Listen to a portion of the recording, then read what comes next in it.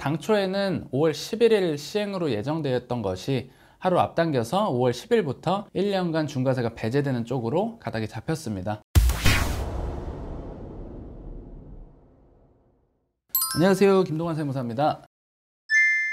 이제 당장 다음 주부터 양도세 관련해서 이제 굉장히 큰 세제 변화가 일어나는데요. 다주택자 양도세 중과 배제입니다. 새 정부에서 부동산 정책의 일환으로 공급 확대 쪽에 이제 조금 더 비중을 두고 있고, 그 일환으로 재개발 재건축뿐만 아니라 다주택자분들의 매물도 이제 시장에 유도를 해서 집값 안정을 꾀하겠다라는 것으로 좀 판단이 됩니다. 그래서 이제 당초에는 5월 11일 시행으로 예정되었던 것이 하루 앞당겨서 5월 10일부터 1년간 중과세가 배제되는 쪽으로 가닥이 잡혔습니다. 그렇기 때문에 중과세를 피하기 위해서는 반드시 이 법 시행일 이후로 양도 시기를 설정하셔야겠고요. 더 나아가서 이제 6월 1일 전후로 또 양도 시기를 설정하시면 2022년분 재산세 종부세도 세이브할 수가 있겠습니다.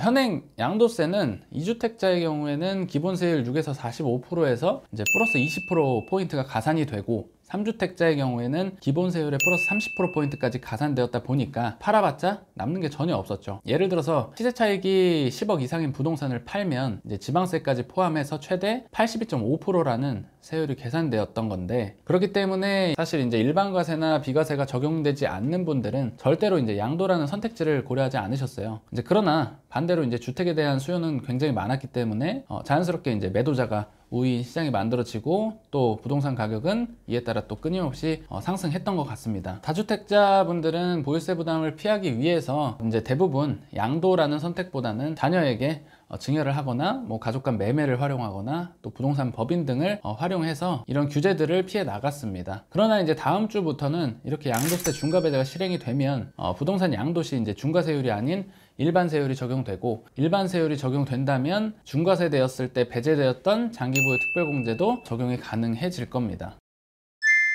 이제 제 개인적인 생각이지만 서울의 이제 고가 아파트를 제외한 이제 수도권 외곽과 이제 지방의 매물들이 중과 배제로 인해서 가장 먼저 거래가 활성화될 수 있겠다라는 생각이 들어요.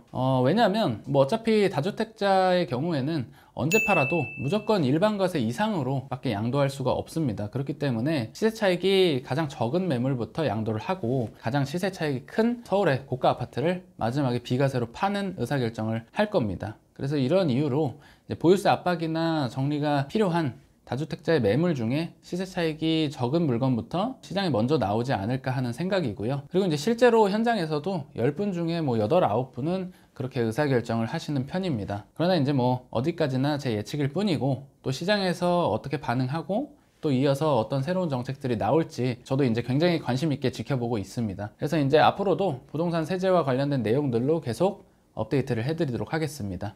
이번 영상은 여기까지고요. 도움이 되셨으면 구독과 좋아요 부탁드립니다. 감사합니다.